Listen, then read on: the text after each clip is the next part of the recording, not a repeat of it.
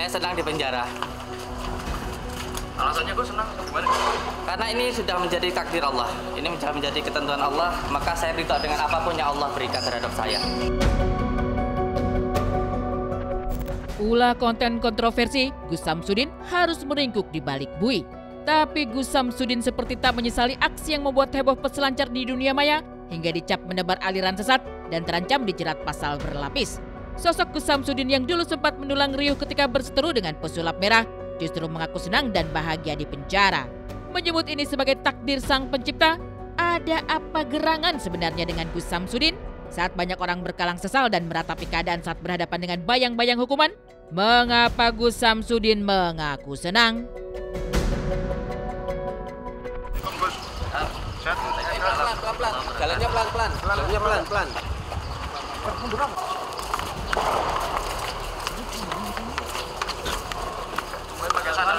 Iya, suruh Pak Polisi soalnya.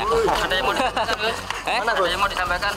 Saya ridho dan saya ikhlas dengan apapun yang Allah berikan terhadap saya.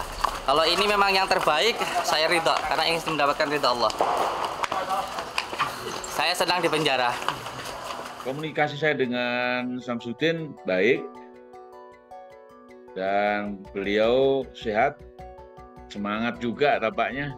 Tambah seger beliau di sana karena memang semua fakta disampaikan dengan baik. Jadi kalau kita perhatikan statementnya itu mengartikan ada upaya untuk merasionalisasikan ya situasi yang sedang dihadapi saat ini, dan intinya rasionalisasi bertujuan untuk membuat nyaman diri seseorang. Jadi tujuannya apa? Supaya dia nggak merasa tersiksa gitu, supaya dia nggak merasa terganggu, supaya dia nggak merasa tertekan barangkali. Nah, itulah cara yang dipilih. Itu yang disebut sebagai defense mechanism. Ekspresi tak biasa Gus Samsudin saat menggunakan baju tahanan membuat geleng-geleng kepala banyak orang. Dan bukan hanya dirinya yang mendekam di balik jeruji. Nasib padepokannya kini berada dalam ketidakpastian. Padepokan yang berdiri di area cukup luas di Desa Rejo Winangun, Kecamatan Kademangan, Blitar, Jawa Timur itu kini telah dipasangi spanduk oleh Kementerian Agama Kabupaten Blitar. Di sana tertera dengan jelas bahwa segala pembelajaran dan kegiatan di padepokan tersebut dihentikan. Meski sudah berdiri cukup lama, padepokan ini disebut tak mengantongi izin sama sekali. Di bingkai ini pula, padepokan yang dulu bisa dengan mudah dimasuki siapa saja, kini begitu sulit untuk melihat bagaimana situasinya usai Gus Samsudin ditahan. Karena sampai dengan hari ini di Rejo Winangun, di padepokan ini belum memiliki izin untuk kegiatan operasional pondok pesantren. Sehingga kami, Kementerian Agama, sinergi dengan pemerintah daerah perlu untuk menyampaikan informasi ini kepada khalayak, kepada masyarakat.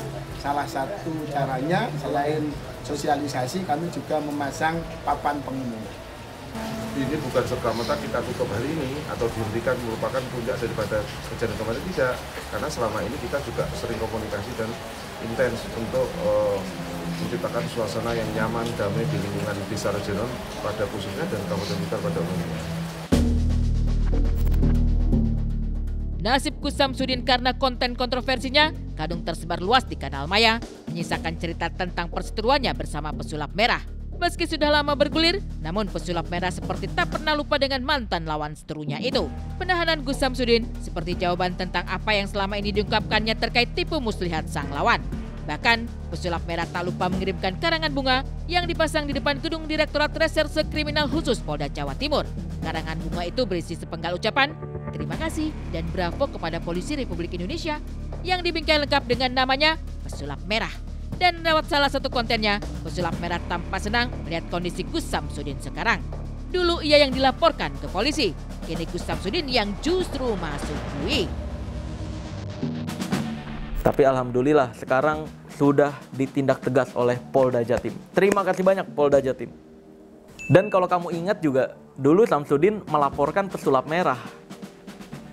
Sekarang dia yang dipenjara.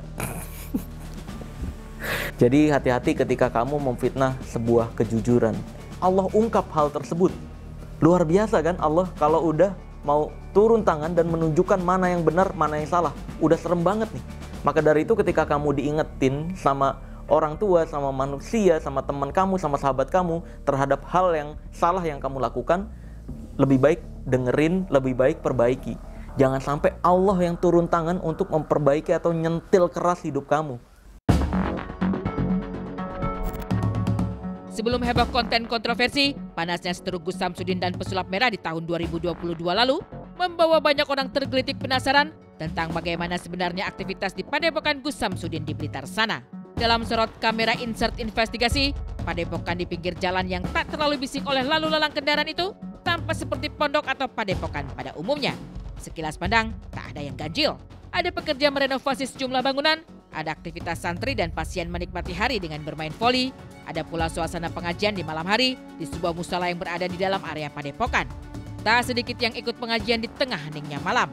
Usai memberi tausiah, Gus Samsudin menyebut bahwa pasien hingga santri di tempatnya kebanyakan adalah titipan keluarga mereka. Kita dipersilahkan oleh Allah untuk memilih.